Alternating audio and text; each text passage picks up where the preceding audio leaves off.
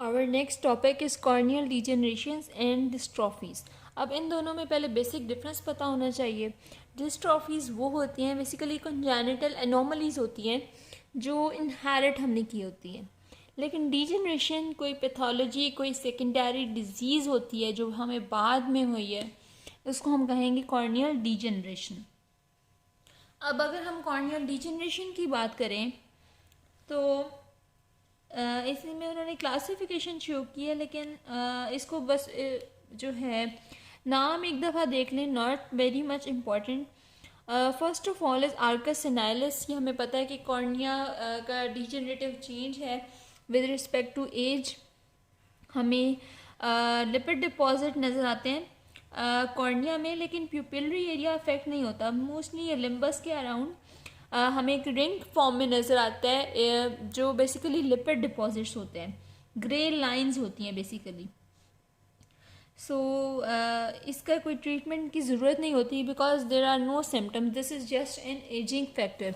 जब जैसे यहाँ डायग्राम में भी शो किया हुआ है इस फॉर्म में, और फिर ग्रेजुअली ये पूरा सर्कल की फॉर्म में डेवलप हो जाता है। फर्स्टली ये अपर और लोअर पोल्स में हमें नज़र आता है।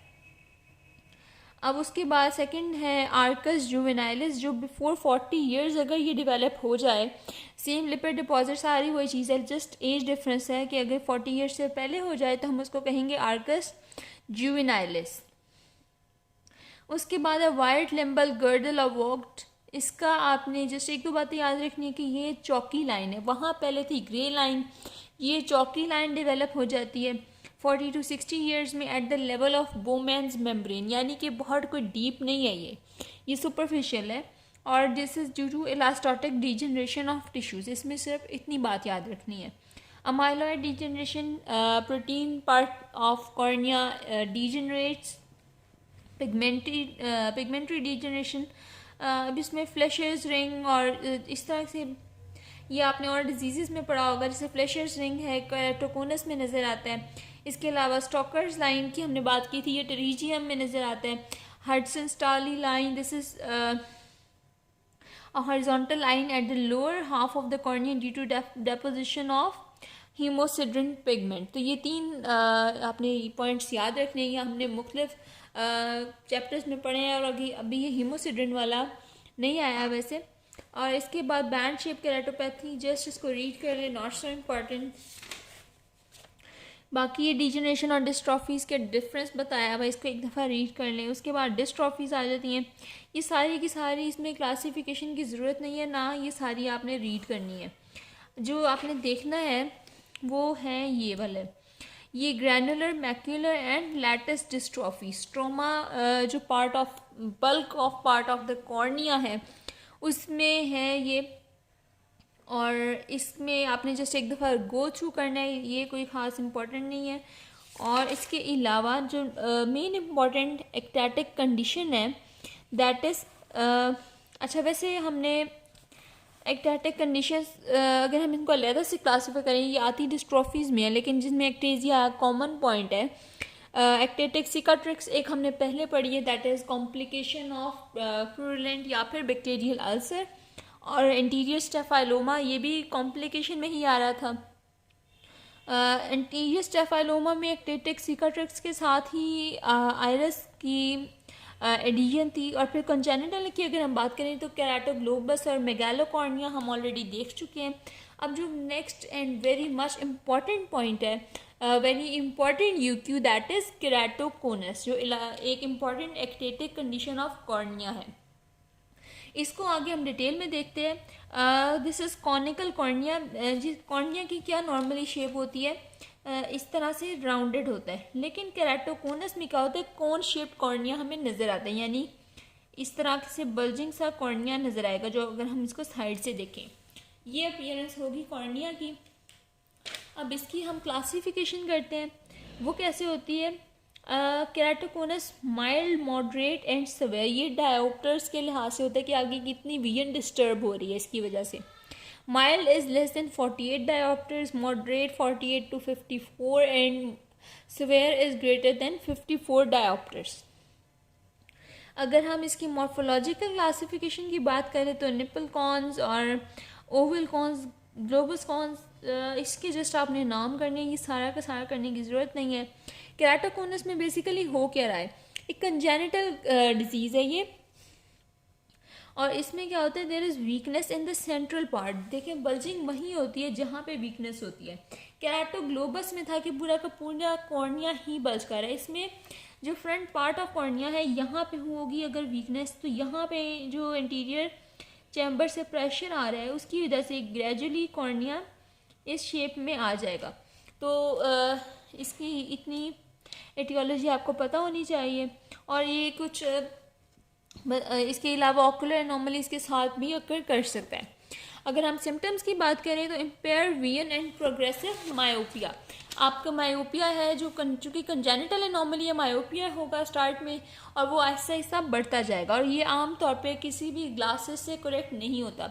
आप फॉर एग्जांपल आपको लग रहा है कि आपकी विजन कमज़ोर है, आप जाते हैं कि रिफ्रैक्टिव एरर चेक करवाते हैं, लेकिन कोई भी ग्लासेस का नंबर आपको सूट नहीं कर रहा, आपको लग रहा होता है लाइक बिल्कुल बेसिक कोई रिफ्रैक्टिव एरर है, नज़र कमज़ोर हो गई है जी, लेकिन ये केस बनता है कि आपको कोई भी ग्लासेस सूट नहीं करी होती, किसी भी वजह से आपको सही नहीं नज़र आ रहा होता, कोई ग्लास फिट नहीं होता, तो वो केस होता है आमतौर पे केराटोकोनस का। बिल्कुल बेसिकली ये एग्जैक्टली डायग्नोस हम इससे नहीं कर सकते, लेकिन आप पेशेंट की आमतौर पे हिस्ट्री यही होती है कि उसको कोई भी ऐनक का नंबर नहीं जो है सूट कर रहा है। इसके अलावा एस्टिग्मेटिज्म और बाकी साइंस एंड फीचर्स हम आगे देखते हैं। अच्छा, इसमें जो मोस्ट इम्पॉर्टेंट चीज़ है साइंस, ये साइंस आपको पता होने चाहिए। इवन यही आ जाता है कि राइट 7 साइंस ऑफ केराटोकोनस 5 या इस तरह से, तो इनके नाम आने चाहिए। एक है ऑयल ड्रॉपलेट रिफ्लेक्स जो ऑप्थेल्मोस्कोपी पे आपको नज़र आता है, रेटिनोस्कोपी पे क्या नज़र आता है, सीजर रिफ्लेक्स। फिर उसके बाद ये है अर्ली साइंस, और लेट साइंस क्या है, कॉनिकल शेप ऑफ कॉर्निया। ये अगर हम साइड से कॉर्निया को देखें, यानी फ्रंट से तो आपको वैसे ही नज़र आएगा, साइड से देखेंगे तो आपको कौन शेप नज़र आएगा। उसके बाद है Placido disc shows distortion of corneal reflex. Corneal reflex distorted है, लेकिन ये साइन में नहीं आएगा, वैसे जो आपने पेपर में लिखने हैं इसको काउंट करते जाएं 1 2 3। उसके बाद आता है मंसन साइन। मंसन साइन क्या होता है कि अगर आप पेशेंट को कहें नीचे देखने को, तो चूंकि फ्रंट पोर्शन बल्जिंग है तो आपको आईलिड में इस तरह से डिप्रेशन नज़र आएगा, this is called Munson sign. इसके अलावा Vogt's line, these are fine parallel line seen at the apex, ये vertical folds at the level of deep stroma and Descemet's membrane. तो आपने ये याद बेसिकली बस इसमें रखना है कि ये एपेक्स है कॉर्निया की, लाइक दिस वन। एपेक्स के ऊपर आपको फाइन पैरेलल लाइंस नज़र आ रही हैं ऑन स्लिट लैम्प एग्जामिनेशन। ये आगे 3 साइन हमें स्लिट लैम्प पे ही नज़र आएंगे। फ्लेशर्स रिंग जो हमने अभी पीछे पढ़ा पिगमेंट वाले पार्ट में, इसके अलावा acute hydrops, this is there is oedema of and opacity of the stroma. 1 2 3 4 5 6 7, ये 7 पॉइंट्स हैं, आपको ये आने चाहिए। साइंस लाजमी खाली साइंस का ही पूछ लेते हैं, तो ये साइंस तो आपको रटे होने चाहिए, बाकी इसकी एसोसिएशन हो सकती है। आगे हम ट्रीटमेंट की बात करते हैं। अब ये ट्रीटमेंट यहाँ पे फ़र्क है, यहाँ अल्सर्स ख़त्म हो चुके हैं, आई मीन अल्सर्स की ट्रीटमेंट हमने कॉमन देखी थी। अब यहाँ ट्रीटमेंट क्या है कि spectacles and soft lens are use, soft contact lens are use in the early stage. आम तौर पे जब बिल्कुल स्टार्ट में मायोपिया अभी है तो तब आपको हो सकता है कोई ग्लासेस सूट कर जाए या कॉन्टैक्ट लेंस, लेकिन जैसे प्रोग्रेसिव होता जाता है तो आपका मायोपिया बढ़ता जाएगा। इस सब के बावजूद इम्पेयर्ड विजन होगी, कोई आपको फिर ग्लासेस सूट नहीं करेंगे। अगर उस केस में हम यूज़ करेंगे hard over soft contact lens. Start में स्पेक्टिकल्स सॉफ्ट कॉन्टैक्ट लेंस, और इसके बाद जब अगर प्रोग्रेसिव हो गया तो hard over soft contact lens या पिगी बैक भी इसको कहते हैं। उसके बाद एक और ट्रीटमेंट, इसकी एक और ऑप्शन है इंट्रास्ट्रोमल इंसर्शन ऑफ स्ट्रोमल रिंग। इससे कुछ आपकी विजन बेहतर हो सकती है। इसके अलावा केराटोप्लास्टी है कि आपका पूरा ही कॉर्निया ही रिप्लेस कर दिया जाए। डीप इंटीरियर लैमेलर केराटोप्लास्टी हम कर सकते हैं, जिसका उसने बताया है कि इससे में रिजेक्शन के केस कम होते हैं। बजाय पूरा का पूरा कॉर्निया रिप्लेस करने के अगर हम डीप इंटीरियर केराटोप्लास्टी करें तो जाहिर बात है जितना कम जो है न्यू पार्ट हम इंट्रोड्यूस कराएंगे उतना ही कम उसका चांस होगा कि वो रिजेक्ट हो। इसके अलावा कॉर्नियल कोलेजन क्रॉस लिंकिंग हम ट्राई कर सकते हैं कि जस्ट नाम करने हैं CXL। सो ये कुछ ट्रीटमेंट ऑप्शंस है, ये भी बहुत इंपॉर्टेंट, पूरा UQ ही बहुत इंपॉर्टेंट है। इसमें आपको ट्रीटमेंट अच्छी तरह रटी होनी चाहिए। Spectacles in soft contact lens, then hard contact lens, उसके बाद intrastromal insertion of stromal ring, फिर केराटोप्लास्टी, पेनिट्रेटिंग या डीप, दो तरह की होती है आगे उसने बताया। डीप इंटीरियर वाली जो है हम ज़्यादातर प्रेफर करते हैं। इसके अलावा नेक्स्ट ट्रीटमेंट ऑप्शन है CXL। केराटोग्लोबस आगे हमने पढ़ लिया हुआ है। पिगमेंटेशन ऑफ कॉर्निया, ये इसको एक दफ़ा जस्ट रीड करना है। इसमें बस आपने ये याद रखना है कि एल्गारोसिस की उसने बात की है, तो वो किससे रिलेटेड होती है? सिल्वर नाइट्रेट सॉल्ट से।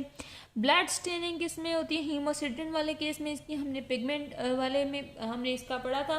बेसिकली यहाँ से आपको इसको करने की ज़रूरत नहीं है।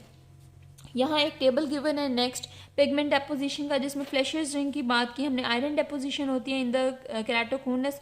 सेम यही स्टोकर्स लाइन हमने पढ़ी थी इन द टेरिजियम, जिसमें आयरन डेपोजिशन थी। Then Ferry's line, same iron deposition है इन द फिल्टरिंग ब्लैब।